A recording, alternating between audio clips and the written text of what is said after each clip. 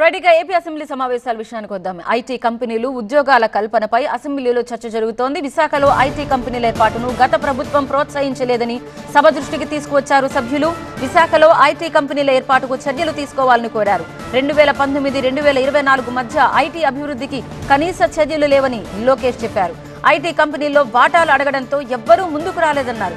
విశాఖను IT hub గా మార్చేందుకు ప్రభుత్వం కట్టుబడి ఉందన్నారు లోకేష్. 3 నెలల్లో టీసీఎస్ విశాఖకు వస్తుందన్నారు. త్వరలోనే విశాఖకు మరిన్ని ఐటీ కంపెనీలు వస్తాయని, ఐటీలో 5 లక్షల ఉద్యోగాల కల్పనే తన లక్ష్యమన్నారు మంత్రి లోకేష్. ఐటీ రంగము అందరికీ తెలుసు, ప్రపంచం మొత్తం మీద ప్రతి ఒక్క భారతీయుడికి తెలుసు చంద్రబాబు నాయుడు గారు హైదరాబాద్లో ఏ విధంగా డెవలప్ చేశారనేది అధ్యక్ష.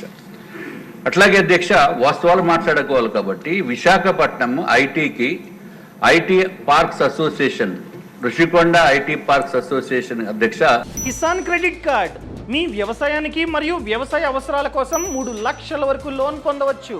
దీని గురించి తెలుసుకోవడానికి ఇప్పుడే ఫ్రీడమ్ యాప్ని డౌన్లోడ్ చేసుకోండి. నేను ప్రెసిడెంట్ అధ్యక్ష. నాకు కూడా ఒక కంపెనీ ఉంది. అట్లాగే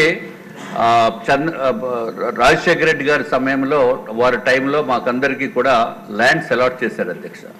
చేసిన తర్వాత అక్కడ మేము బిల్ చేసాము.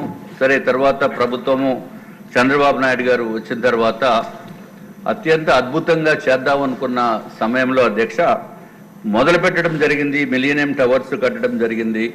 అట్లాగే అన్ని బిల్డింగ్స్ లోకేష్ బాబు గారు కూడా ఎంతో మిలియం ఫేజ్ 2 టవర్స్ కూడా వారి ఆధ్వర్యంలోనే జరిగింది అధ్యక్ష. కానీ విశాఖపట్నానికో ఆంధ్ర రాష్ట్రానికో పట్టిన దురదృష్టం ఏంటంటే, జగన్మోహన్ రెడ్డి గారు వచ్చిన తర్వాత వారికి ఐటీ రంగం మీద పూర్తి పట్టు కానీ, వారికి ఉన్న అక్కడ ఉన్న మంత్రివర్యులకి కానీ ఏమీ తెలియనటువంటి వాళ్ళని ఐటీ మంత్రి కింద పెడితే మనము ఎక్కడికి వెళ్ళి గుడ్డు అని చెప్పి మాట్లాడిన విషయాలు నేను మాట్లాడకూడదు లేను మళ్ళా అని. ప్రముఖ ఐటీ కంపెనీలని రాష్ట్రానికి తీసుకొచ్చేందుకు కృషి చేస్తున్నట్టు మంత్రి లోకేష్ స్పష్టం చేశారు. పెట్టుబడులు పెట్టేందుకు ఎవరు ముందుకొచ్చినా ప్రభుత్వం ప్రోత్సహిస్తుందన్నారు. భారతదేశం మొత్తం ఈ రోజు ఆంధ్ర రాష్ట్ర వైపు చూస్తుంది, ప్రపంచం మొత్తం ఆంధ్ర రాష్ట్ర వైపు చూస్తుంది. తప్పనిసరిగా స్పీడ్ ఆఫ్ డూయింగ్ బిజినెస్ ద్వారా మనం డెలివర్ చేస్తాం అధ్యక్ష. ఇక్కడున్న శాసనసభ్యుల్ని కోరుతున్నాను, మీ తరఫున ప్రపంచంలో ఉన్న తెలుగులందరూ కూడా కోరుతున్నా అధ్యక్ష. వాళ్ళందరూ ఈరోజు ఉన్నత స్థాయిలో ఉన్నారు. వాళ్ళ కంపెనీలో నంబర్ 1 కాకపోతే నంబర్ 2 పొజిషన్లో అనేక మంది తెలుగు వాళ్ళు ఉన్నారు. మా తలుపులు మీకోసం ఎప్పుడు తెరిచి ఉంటాయి. మీకు అక్కడ లింక్స్ ఉన్నా, కాంటాక్ట్స్ ఉన్నా మాకు తెలియజేయండి. ఆ కంపెనీస్కి భారతదేశంలో పెట్టుబడి పెట్టాలని ఇంట్రెస్ట్ ఉంటే మాకు తెలియజేయండి. తప్పనిసరిగా అవసరమైతే ఆ ఒక్క కంపెనీ కలిసేదానికి నేను ఎక్కడికైనా వస్తాను. ఇక్కడున్న శాసనసభ్యులు కూడా చాలా మంది ఎన్ఆర్ఐస్గా ఉన్న వాళ్ళు గతంలో కూడా ఇప్పుడు శాసనసభ్యులుగా వచ్చారు. అనేక మందికి కాంటాక్ట్స్ కూడా ఉన్నాయి అధ్యక్ష. వాళ్ళు కూడా నేను కోరేది, మీరు మీ రోలడెక్స్ నాకు ఇవ్వండి, కాంటాక్ట్స్ నాకు ఇవ్వండి. వాళ్ళందరూ నేను ప్రోయాక్టివ్గా అవుట్రీచ్ చేస్తాను.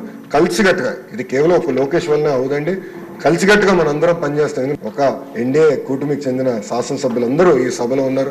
మనందరం కలిసికట్టుగా పనిచేస్తే 5 లక్షల ఉద్యోగాలు అనేది కల్పించగలుగుతాం. 5 లక్షల ఉద్యోగాలు కానీ మనం ఒక్కసారి సాధిస్తే ఇంకా విశాఖపట్నాన్ని ఎవరు ఆపలేరు, ఏ ప్రభుత్వం వచ్చినా ఆపలేదు. ఈరోజు హైదరాబాద్ ఎట్లయితే క్రిటికల్ మాస్ వచ్చిందో అలా విశాఖపట్నం క్రిటికల్ మాస్ వస్తుంది. అందుకే కలిసికట్టుగా పనిచేద్దాం. 5 లక్షల ఐటీ ఉద్యోగాలు తప్పనిసరిగా విశాఖపట్నం తీసుకొద్దామని ఈ సభాముఖ శాసనసభ్యులందరూ తెలుపుకుంటారు.